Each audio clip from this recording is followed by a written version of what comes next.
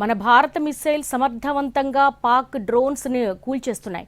కానీ పాక్ ఒకేసారి ఒక 100 డ్రోన్స్ నిన్న చూసుకుంటే గనక దాదాపు 500 డ్రోన్స్ ఒకేసారి డిఫరెంట్ ప్లేసెస్లోకి అటాక్ చేస్తుంది, ఎయిర్ అటాక్స్. ఏంటి ఇది వ్యూహం ఏంటంటారు? ఒక్కసారిగా అన్ని డ్రోన్స్ పంపించడం ద్వారా పాక్ తన టార్గెట్ని ఎలా ఫిక్స్ చేసుకుంటుంది? ఏం చేస్తారంటే ఇప్పుడు మనకి అందరికి తెలుసు, మన ఈ system air defence control system చాలా ఎఫెక్టివ్గా ఉంది. ఈ ఈ సిస్టమ్ని ఫెయిల్ చేయాలంటే వాళ్ళు ఫైర్ చేసే వెపన్ సిస్టమ్స్ కానీ, మిజైల్స్ కానీ, రౌండ్స్ కానీ ఓవర్వెల్మింగ్, అంటే వాళ్ళు మన కెపాసిటీ 500 1000 ఉంటే వాళ్ళు 2000 1500 ఒకేసారి ఫైర్ చేస్తే కొన్ని ఈ 1000 1000 1500 మిజైల్స్ రౌండ్స్లో కొన్నన్నా పెనెట్రేట్ చేసి ఎఫెక్టివ్గా మన టార్గెట్ ఎక్కడ ఫైర్ చేస్తున్నారో ఆ టార్గెట్స్ డిస్ట్రాయిడ్ అవుతాయి అని వాళ్ళ ట్రై చేస్తున్నారు అనమాట. కానీ మన కంట్రోల్ సిస్టమ్ చాలా ఎఫెక్టివ్ పనిచేస్తుంది. ఎందుకంటే బేసిక్లీ ఏమవుతుందంటే, ఇంతకుముందు చెప్పాను మీకు, పాకిస్తాన్లో 500 కిలోమీటర్ల డెప్త్లో ఉన్న ఏ మూమెంట్ అయినా మనం పసిగట్టగలం. అది వెపన్స్ అయినా, ఎయిర్ క్రాఫ్ట్ అయినా, మిజైల్స్ అయినా. అక్కడ నుంచి అది తెలియగానే, అంటే డిటెక్షన్ అవ్వగానే, ఇక్కడ నుంచి ఇది ఫైర్ అవుతుంది అనగానే మన వాళ్ళు డిటెక్ట్ చేస్తారు. డిటెక్ట్ చేసి అందరికీ చెబుతారు. అదే చెప్పాను, ఆర్మీ, నేవీ, ఎయిర్ ఫోర్స్ అందరు ఫ్రంట్ రాడార్స్ ఉంటాయి. ఆ రాడార్స్ అందరూ చెబుతారు. ఆ రాడార్స్ నుంచి ఇన్ఫర్మేషన్ వస్తూ ఉంటుంది. అది ముందుకు వచ్చే కొంది ఆ టైం ఉంటుంది. ఆ టైం ప్రకారం ఏ ఏరియాలో వస్తుంది, ఏ సెక్టర్లో వస్తుంది, ఏ ఫోర్స్కి తీయాలి, దాని ప్రకారం అలాట్ చేస్తారు. అలాట్ చేసి దాన్ని ఆ వెపన్ సిస్టమ్ని డిస్ట్రాయ్ చేస్తారు. ఎయిర్లో కానీ, ఎక్సోథర్మిక్ అయితే, బెలాస్టిక్ మిజైల్స్ అయితే ఎక్సోథర్మిక్. ఈ నమోదులో విన్నాం మనం ఒకటి, ఒక మిజైల్ ఫైర్ చేశారు, అది సిర్సా దగ్గర పడిందని. అది M11 మిజైల్ సిస్టమ్ అయితే అది బేసికలీ S-400, బికాజ్ వాళ్ళ దగ్గరే కేపబిలిటీ ఉంది. మన S-400 దగ్గర కేపబిలిటీ ఉంది. అది ఎండోథర్మిక్ అయినవచ్చు, ఎక్సోథర్మిక్ అయినవచ్చు. అంటే ఎపోజీకి వెళ్ళిన తర్వాత ఆ మిజైల్ కిందకు వచ్చేప్పుడు అట్మాస్ఫియర్ బయట దాన్ని డిస్ట్రాయ్ చేస్తుంది. కానీ కిందకు వచ్చిన తర్వాత కూడా even up to 10 kilometres, even less than kilometres can destroy the weapon అనమాట. అందుకని వాళ్ళు ట్రై చేసేదంటే ఎక్కువ వెపన్స్ వాడి, ఎక్కువ మిజైల్స్ ఫైర్ చేసి, ఎక్కువ రౌండ్ ఫైర్ చేసి ఇస్తే మన వెపన్ సిస్టమ్ ఇన్ని 100 1000 ఉంటే అది హ్యాండిల్ చేయగలదని, కలగలేదని వాళ్ళు ట్రై చేస్తున్నారు. కానీ మన ఆర్మీ, ఎయిర్ ఫోర్స్, నేవీ, మన కంట్రోల్ సిస్టమ్ చాలా ఎఫెక్టివ్ పనిచేస్తుంది. And the effectiveness on the system on the enemy missiles oblique kinetic rounds is been very effective. చాలా సక్సెస్ఫుల్గా మన సిస్టమ్ పనిచేస్తుంది. అంటే 1962, 65, 1971తో పోల్చుకుంటే ఇప్పుడు దాదాపు కార్గిల్ యుద్ధం తర్వాత 25 సంవత్సరాల తర్వాత మనకి ఆర్టిఫిషియల్ ఇంటెలిజెన్స్ పెరిగింది, అలాగే ఎలక్ట్రానిక్ ఇంటెలిజెన్స్ పెరిగింది. మన మిసైల్స్ కావచ్చు, రాడార్ వ్యవస్థ కావచ్చు, చాలా డ్రాస్టిక్ చేంజ్ అయితే కనపడుతోంది. కానీ పాక్ చైనా బ్యాక్ ఉండి కొన్ని మిసైల్స్ కానీ, లేకపోతే కొన్ని డ్రోన్స్ కానీ పంపిస్తోంది. సో అసలు ఇప్పుడు పాక్ చేతిలో ఉన్నటువంటి మిసైల్స్ డెలివరీ మెకానిజం ఎలా ఉందంటారు? బేసికలీ పాకిస్తాన్లో వాళ్ళు ప్రొడ్యూస్ చేసే చాలా తక్కువ. వాళ్ళ సిస్టమ్స్ అన్ని చైనా చాలా ఎక్కువ. చైనా వాళ్ళ PL-15 కానీ, లేకపోతే air force 15, JE-15, 10, 15 and 17 missiles, M11, లేకపోతే ఇప్పుడు డ్రోన్స్ ఇవన్నీ కూడా చైనాయి, లేకపోతే టర్కీ నుంచి వస్తున్నాయి.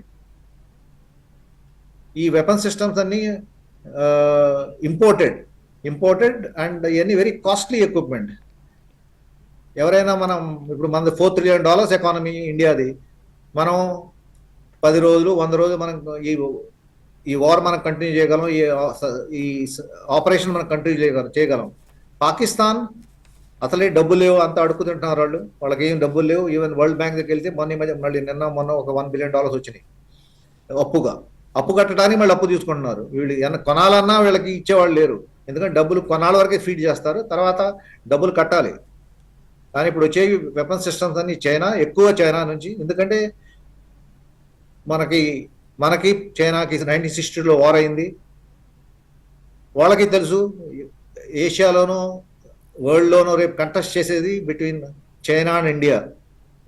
ఏషియాలోనూ subsequently along with US, India, China major powers అవుతున్నాయి. అందుకని మనని ఎలా కంటైన్ చేయాలంటే పాకిస్తాన్ కొంచెం వాళ్ళకి వెపన్స్, ఎక్విప్మెంటు, డబ్బులు ఇచ్చి వాళ్ళని ఉసిగొలుపుతారన్నమాట. ఉసిగొలిపి వీళ్ళ మీద చేస్తే మనం అలాగన్నా మనం తగ్గుతామని. కానీ ఇది అప్పుతో చేసే పని, అప్పుతో చేసే ఫైటింగ్ ఎన్నాళ్ళు చేయగలుగురు, వాళ్ళ యూజ్ అయిపోయిన తర్వాత వదిలిపెడతారు. చూసాం మనం ఆఫ్ఘనిస్తాన్ వార్లో అమెరికా ఎలా పడుతున్నారు, అలాగే యుక్రెయిన్ రష్యా వార్లో ఏమవుతుందో. సొంతగా మీ దగ్గర నిధులు లేవు, మీ దగ్గర రిసోర్సెస్ లేనప్పుడు మీరు అప్పు తీసుకుని ఇంకోటి ఫైట్ చేయాలంటే చాలా కష్టం. మీకు మీ దగ్గర టెక్నాలజీ లేదు, మీ దగ్గర రిసోర్సెస్ లేవు. Below poverty line, more than 60% of the population below poverty line. అందుకని వీళ్ళకి education standards are very poor పాకిస్తాన్లో. ఎందుకంటే మద్రాసా నుంచి ఎడ్యుకేషన్ 90% ఆఫ్ ద పాపులేషన్ మద్రాసా మీద డిపెండెంట్ ఉన్నారు. లేనప్పుడు ఇన్ని లేనప్పుడు హ్యూమన్ రిసోర్సెస్ లేవు, ఎకానమీ లేదు, టెక్నాలజీ లేదు. ఇవన్నీ లేకుండా మీరు అన్ని మీద చైనా మీద, టర్కీ మీద, లేకపోతే ఇంకో అజర్బైజాన్ మీద డిపెండ్ అయితే మీకు ఎప్పుడు ఇండిపెండెంట్గా యుద్ధం గెలవాలన్నా ఏదైనా సంపాదించాలన్నా చాలా కష్టం. అందుకని వాళ్ళు చేసేయన్ని, వాళ్ళు ఏది తెచ్చుకున్నా, డ్రోన్స్ తెచ్చుకున్నా, మిజైల్స్ తెచ్చుకున్నా, వాళ్ళని కేపబుల్గా హ్యాండిల్ చేసే సత్తా మన భారతదేశం, మన 3 services army, navy, air force దగ్గర ఉన్నాయి. మన దగ్గర టెక్నాలజీ ఉంది, డిఆర్డిఓ టెక్నాలజీ మనకి ప్రొవైడ్ చేస్తుంది. రమేష్ గారు, మీరు రిటైర్డ్ మేజర్ జనరల్. అసలు బోర్డర్లో ఇటువంటి హైటెన్షన్ వాతావరణం ఉన్నప్పుడు రోజులు పెరుగుతూ ఉంటాయి. ఇప్పటికి 3rd డే ఇంకా కాల్పులు తెగబడుతూనే ఉన్నాయి. ఇది యుద్ధంగా మారి ఇంకెన్ని రోజులు కొనసాగుతుందనేది చెప్పలేని పరిస్థితి. అటువంటి టైంలో సైనికుల్లో ఆత్మస్థైర్యం నింపడానికి బేసిక్గా హైయర్ అఫీషియల్స్ ఏం చేస్తూ ఉంటారు? ఇప్పుడున్న సిబ్బంది సరిపోతారా, లేకపోతే ఇంకా ఏమైనా రిక్రూట్మెంట్స్ జరిగే అవకాశం ఉంటుందా? ఏం చెప్పాలంటే ప్రతి చోట మీరు చూసే ఇప్పుడు పైనుంచి పై అధికారి, చీఫ్ ఆఫ్ ఆర్మీ స్టాఫ్ కానీ, ఎయిర్ స్టాఫ్ కానీ, నేవల్ స్టాఫ్ కానీ, వీళ్ళందరూ కింద నుంచి పైకి వెళ్ళినాళ్ళు. అంటే 2nd లెఫ్టినెంట్ ట్రైనింగ్ తీసుకుని నేషనల్ డిఫెన్స్ అకాడమీలో ట్రైనింగ్ తీసుకుని 16 ఏళ్ళు 17 ఏళ్ళప్పుడు యూపీఎస్సీ ఎగ్జామ్ పాస్ అయిపోయి 3 ఏళ్ళు ట్రైనింగ్ తీసుకుని తర్వాత 3 academies army, navy, air force అకాడమీలో తర్వాత జాయింట్ ట్రైనింగ్ చేసి వీళ్ళందరూ కింద జవాన్స్, ఆర్మీ జవాన్ కానీ, ఎయిర్ ఫోర్స్ ఎయిర్మెన్ కానీ, నేవల్ సేలర్ కానీ, వీళ్ళతో పెరిగిన వాళ్ళు వీళ్ళందరూ ఈ కష్టాలు చూసిన వాళ్ళు. వీళ్ళు డైరెక్ట్గా పైనుంచి ఎక్కడో పోస్ట్ చేసిన వాళ్ళు కాదు. మిగతా సర్వీసెస్ లాగా చూడకుండా వీళ్ళు డైరెక్ట్గా సీనియర్ కమాండర్స్ అవ్వలేరు. చీఫ్ ఆఫ్ ఆర్మీ స్టాఫ్ ఉన్నారు, లేదా చీఫ్ ఆఫ్ ఎయిర్ స్టాఫ్ ఉన్నారు, లేకపోతే నేవల్ స్టాఫ్. వీళ్ళందరూ ఇవన్నీ చూసిన వాళ్ళే. వీళ్ళందరూ they grown up through the system. అన్ని ప్రాబ్లమ్స్ వీళ్ళకి అర్థమవుతాయి. వాళ్ళు జవాన్స్ ఏం ప్రాబ్లం ఫేస్ అయ్యారు. ప్లస్ అదిగాక biggest strength of the Indian arm forces మన యంగ్ ఆఫీసర్స్ను అప్ టు కర్నల్ వీళ్ళందరూ ముందుంటారు. మీరు కార్గిల్ వార్ చూసుంటారు. మన ఎంతమంది ఆఫీసర్స్ మాటేస్ అయ్యారు. మీకు ఒక ఇన్ఫర్మేషన్ చెబుతాను.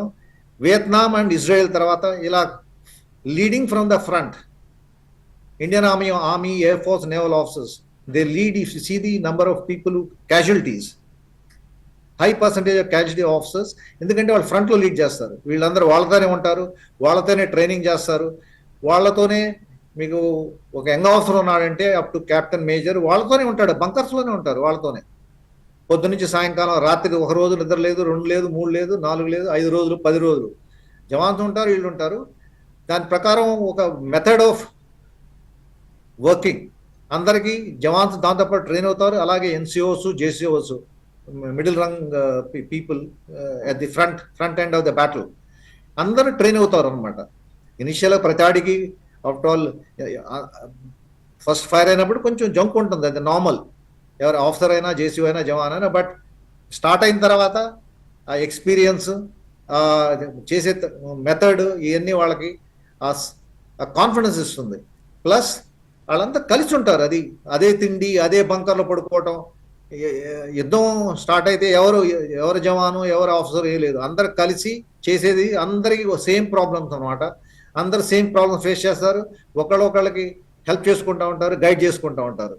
ప్లస్ వీళ్ళతో పాటు ప్రతి ఫైటింగ్ ఆర్మ్లో, ప్రతి దాంట్లో పెద్ద అదే కమాండింగ్ ఆఫీసరు, అది సుబేదార్ మేజర్ కానీ, మాస్టర్ వారెంట్ ఆఫీసర్స్ ఎయిర్ ఫోర్స్లో, అలాగే చీఫ్ పెట్టి ఆఫీసర్ నేవీలో. ప్రతి దాంట్లో ఒక గాంబుడా అంటారు చూడండి, పెద్ద ఆయన ఇంట్లో ఆయన ప్రతిదీ తెలుస్తుంది అతనికి. చూస్తూ ఉంటే ఎక్కడేమవుతుందో అది అర్థమవుతూ ఉంటుంది. దాని ప్రకారం స్టెప్స్ తీసుకుంటారు అన్నమాట. అందుకని మామూలుగా ఎక్కడ ఎంత డిఫికల్ట్ ఎన్వైరన్మెంట్ అయినా, నేను ఒక ఎగ్జాంపుల్ చెబుతాను. ఆఫ్టర్ ఆల్ సియాచెన్లో బాణాపోస్ 22,000 ఫీట్లో క్యాప్చర్ చేశారంటే ఒక ఆఫీసర్ ఉన్నాడు, అలాగే జేసీఓస్ వెళ్ళారు 22,000 ఫీట్లో. అలాంటి ఫీచర్స్ ఆర్మీ క్యాప్చర్ చేసిందంటే అక్కడ ఆఫీసర్స్ ఉన్నారు, జేసీఓస్ ఉన్నారు, జవాన్స్ ఉన్నారు, అందరూ కలిసి ఫైట్ చేశారు. ఆ డిఫికల్ట్ టైంలో సర్వైవ్ అవుతామా లేదా అని డౌట్లో కూడా మోటివేట్ చేసుకుని అందరు కలిసి ఉండి ప్లాన్ చేసుకుని అందరూ ముందుకు వెళ్తూ ఉంటారు. Thank you so much for joining us Ramesh గారు.